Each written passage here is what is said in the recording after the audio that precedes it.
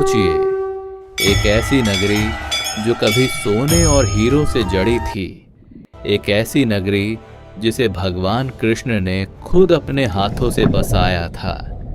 क्या हो अगर मैं कहूँ वो नगरी आज भी समंदर की गहराइयों में छिपी है। कहानी, आस्था और विज्ञान तीनों की खोज में मैं निकल पड़ा एक ऐसी यात्रा पर जहां मैंने समंदर के नीचे मिले सबूतों से लेकर द्वारकाधीश के भव्य मंदिर तक हर रहस्य को आंखों से देखा। यह एक ऐसी कहानी है जो आपकी धारणाओं को बदल देगी।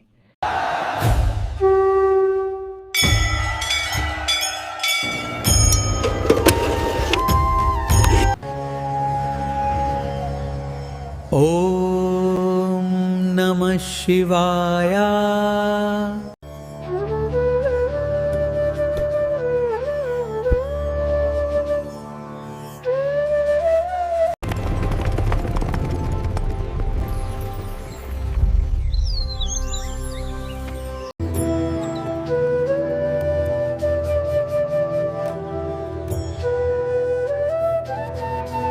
द्वारका समय के महासागर में एक आध्यात्मिक, ऐतिहासिक और वैज्ञानिक यात्रा। यह सफर शुरू हुआ देश के दिल्ली की भागदौड़ भरी सुबह से। The International Gateway, Thailand, a modern airport experience. जब मेरे विमान ने दिल्ली के आसमान को छोड़ा तो ऐसा लगा जैसे मैंने सिर्फ एक शहर नहीं बल्कि अपनी रोजमर्रा की जिंदगी की आपाधापी को पीछे खींच दिया हो। मैं एक धातु के पक्षी में सवार था जो मुझे वर्तमान से सीधे इतिहास के दरवाजे पर ले जाने वाला था। हजारों फीट की ऊंचाई पर बादलों के साम्राज्य के बीच मैं नीचे देख रहा था और उस भूमि पर उतरने का इंतजार कर रहा था जहां आस्था, मिथक, इतिहास और विज्ञान मिलकर एक हो जाते हैं। कुछ ही घंटों में हम गुजरात की धरती पर उतर रहे थे। विमान अहमदाबाद में उतरा जो गुजरात का प्रवेश द्वार है। एयरपोर्ट की आधुनिक चकाचौंध और व्यवस्थित दुनिया से बाहर निकलते ही हवा में एक बदलाव महसूस हुआ। यह गुजरात की हवा थी। इसमें व्यापार की ऊर्जा थी, संस्कृति की मिठास थी और इसमें एक अनकही आध्यात्मिकता थी। यह वो प्रस्तावना थी जो मुझे मुख्य कहानी के लिए तैयार कर रही थी। अहमदाबाद एयरपोर्ट से निकलकर मेरा अगला पड़ाव था रेलवे स्टेशन, जहां गुजरात की नारंगी शान वंदे भारत एक्सप्रेस मेरा इंतजार कर रही थी। यह सिर्फ एक ट्रेन नहीं थी, यह नए भारत की गति थी जो मुझे भारत की आत्मा तक ले जाने वाली थी। उसके स्वचालित दरवाजे खुले और मैं एक अलग ही दुनिया में दाखिल हो गया। अंदर की साफ सफाई, आरामदायक सीटें और बढ़ी बढ़ी खिड़कियां किसी विमान से कम नहीं थीं। ट्रेन ने धीरे धीरे रफ्तार पकड़ दी और अहमदाबाद का शहरी परिदृश्य पीछे छूटने लगा। मैं खिड़की से बाहर देख रहा था। कुछ ही देर में गुजरात का वो जादुई दृश्य आंखों के सामने आया जिसकी कल्पना मैंने सिर्फ तस्वीरों में की थी। दूर दूर तक, जहां तक नजर जाती थी, सिर्फ नमक की सफेद चादर बिछी थी।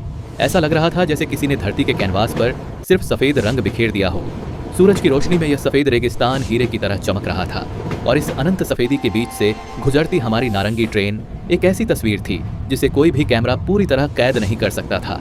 यह शांति, यह विशालता, यह द्वारका पहुंचने से पहले ही मन को मोह लेने वाला एक अद्भुत अनुभव था। द्वारका स्टेशन, इस घोषणा ने मेरी तंद्रा तोड़ी। मैं उस आधुनिक सपने से बाहर निकलकर उस पवित्र भूमि पर उतरा जिसका नाम हजारों वर्षों से लिया जा रहा है। स्टेशन पर उतरते ही आधुनिकता पीछे रह गई और परंपरा ने बाहें फैला दी। यहाँ की हवा में एक अजीब सी पवित्रता थी।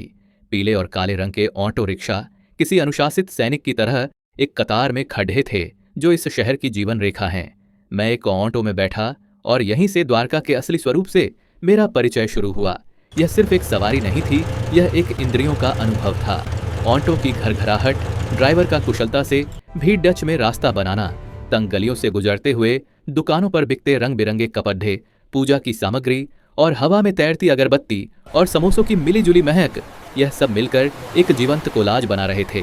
हर मोड़ पर घंटियों की आवाज और तीव्र हो जाती थी और फिर एक गली के घुमाव पर मुझे वो पहली झलक मिली।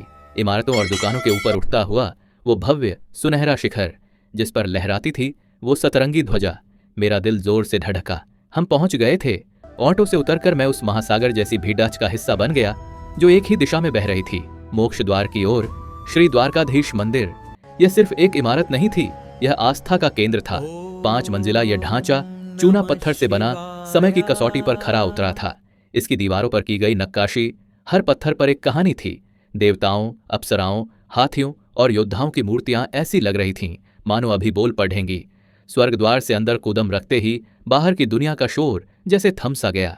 यहाँ एक अलग ही ब्रह्मांड था। विशाल काले पत्थर के स्तंभों पर की गई बारीक कारीगरी मंद रोशनी में चमक रही थी। हवा में एक ठंडक और एक अजीब सी शांति थी।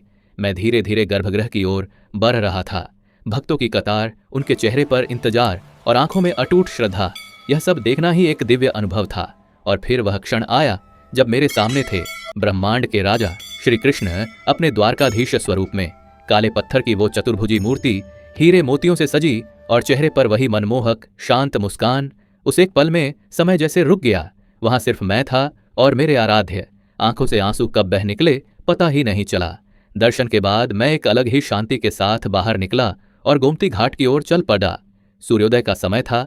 घाट की सीढ़ियों पर बैठकर मैंने उस दृश्य को अपनी आत्मा में उतरते हुए महसूस किया। सूरज की पहली किरणें जब गोमती के शांत जल पर पड़ीं तो लगा जैसे सोने का दरिया बह रहा हो। कुछ श्रद्धालु पवित्र स्नान कर रहे थे, कुछ सूर्य को अर्घ्य दे रहे थे। मैंने भी एक छोटा सा दिया जिसमें गेंदे के फूल थे नदी में प्रवाहित कर दिया। वह दिया मेरी प्रार्थनाओं का प्रतीक धीरे धीरे बहता हुआ आंखों से ओझल हो गया। शाम को जब मैं फिर उसी घाट पर लौटा तो नजारा बिल्कुल अलग था। हजारों भक्तों की भीड़ डक, पंडितों के मंत्रोच्चार और फिर वो महाआरती, एक साथ बजते सैकड़ों घंटे, शंख की दिव्य ध्वनि और आग की लपटों का वो नृत्य। ऐसा लगा जैसे पूरा ब्रह्मांड उसी घाट पर उतर आया हो। यह द्वारका का जीवंत ऊर्जा से भरपूर स्वरूप था। अगले दिन का सफर मुझे समंदर के पार ले गया।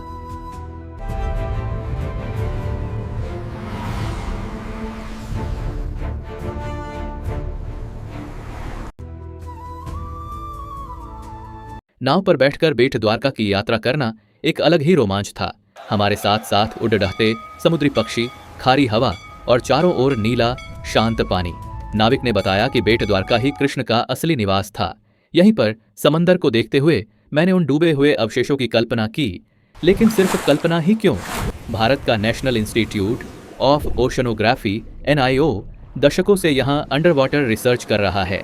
उनकी खोजों ने सिर्फ कहानियों को नहीं बल्कि ठोस वैज्ञानिक प्रमाणों को भी जन्म दिया है। जब हमारी नाव बेट द्वारका के पास पहुंची तो मैंने कल्पना की कि कैसे गोताखोर इस साफ नीले पानी में उतरते होंगे। पानी के भीतर उन्हें दिखते होंगे प्राचीन महल के अवशेष, चौधी सड़कें, विशाल खंभों के आधार और वो टूटी हुई दीवारें जिन पर कभी नक्काशी रही होगी।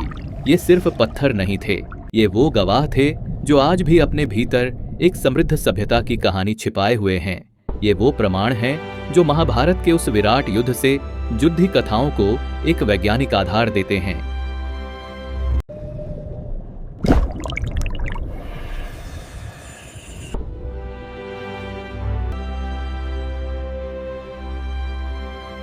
महाभारत की कथा के अनुसार जब भगवान कृष्ण मथुरा से विदा हुए तो उन्होंने देवताओं के शिल्पी विश्वकर्मा से इस अद्भुत नगरी का निर्माण कराया।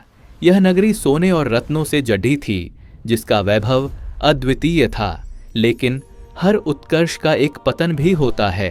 कुरुक्षेत्र युद्ध की समाप्ति के बाद जब गांधारी ने अपने 100 पुत्रों के निधन का शोक मनाया तो उन्होंने कृष्ण को ही इसके लिए दोषी ठहराया। क्रोध और दुख में उन्होंने भगवान कृष्ण को श्राप दिया कि जैसे उनके यादव कुल का नाश हुआ है वैसे ही कृष्ण के कुल और उनकी नगरी का भी विनाश हो जाएगा। भगवान कृष्ण ने इस श्राप को स्वीकार कर लिया क्योंकि वे जानते थे कि नियति को टाला नहीं जा सकता। कुछ वर्षों बाद यादवों में आपसी कलह बरी।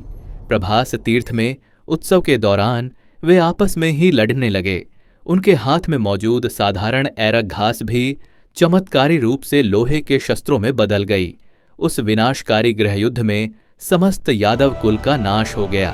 अपने कुल का अंत देखकर भगवान कृष्ण ने भी अपनी लीला समाप्त करने का निश्चय किया। प्रभास क्षेत्र में एक पीपल वृक्ष के नीचे ध्यान मग्न अवस्था में बैठे कृष्ण को एक बहेलिये ने अनजाने में तीर मार दिया। उस क्षण भगवान ने अपना नश्वर शरीर त्याग दिया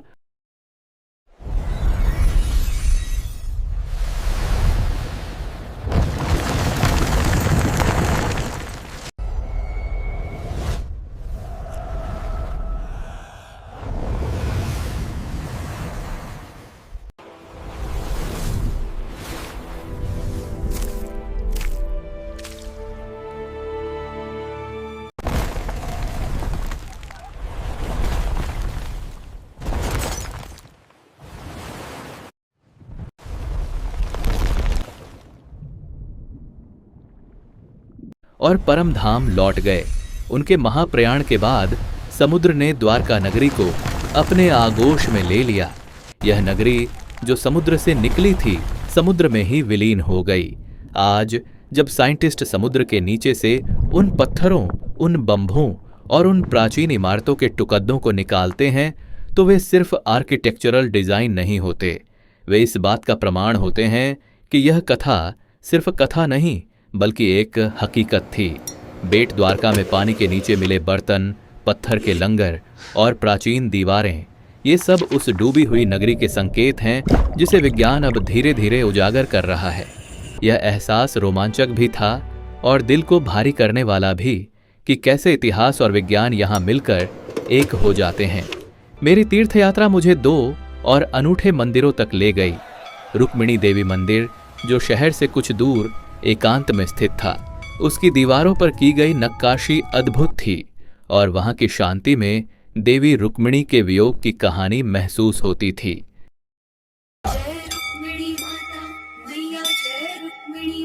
जय द्वारकाधीश मैया जय रुक्मिणी माता। इसके बाद मैं नागेश्वर ज्योतिर्लिंग गया, जहां भगवान शिव की विशाल ध्यान मग्न प्रतिमा ने मुझे स्तब्ध कर दिया। उस प्रतिमा की आंखों में एक असीम शांति और शक्ति थी। एक ही यात्रा में कृष्ण और शिव दोनों के धाम के दर्शन करना, यह एक संपूर्ण अनुभव था। और फिर वापसी का समय आ गया।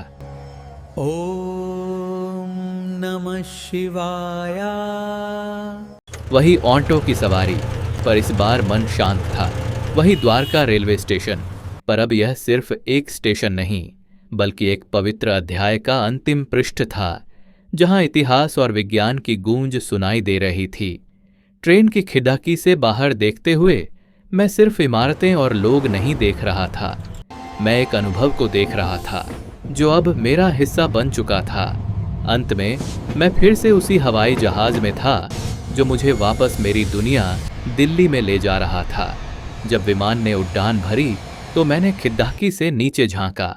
रात के अंधेरे में रोशनी से जगमगाती द्वारका, वो सतरंगी ध्वजा अब भी मेरे मन में लहरा रही थी। मुझे एहसास हुआ कि मैं द्वारका से सिर्फ यादें लेकर नहीं लौट रहा, मैं वहां से एक स्पंदन, एक शांति, एक गहरा विश्वास और एक वैज्ञानिक जिज्ञासा लेकर लौट रहा था। यह सिर्फ एक यात्रा नहीं थी, यह समय के महासागर में लगाई गई एक डुबकी थी, जहां लहरें आज भी भगवान कृष्ण की कहानियां विज्ञान के सबूतों के साथ सुनाती हैं। द्वारका एक शहर नहीं, एक एहसास है, एक ऐसा एहसास जो आपको बताता है कि भले ही साम्राज्य डूब जाए, शहर खो जाए, लेकिन आस्था हमेशा जीवित रहती है और उसके साथ साथ इतिहास और विज्ञान भी अपने प्रमाणों से उसकी पुष्टि करते रहते हैं, ठीक उसी ध्वजा की तरह जो आज भी द्वारका के शिखर पर गर्व से लहरा रही है। और वह आस्था अब मेरे भीतर भी हमेशा लहराती रहेगी।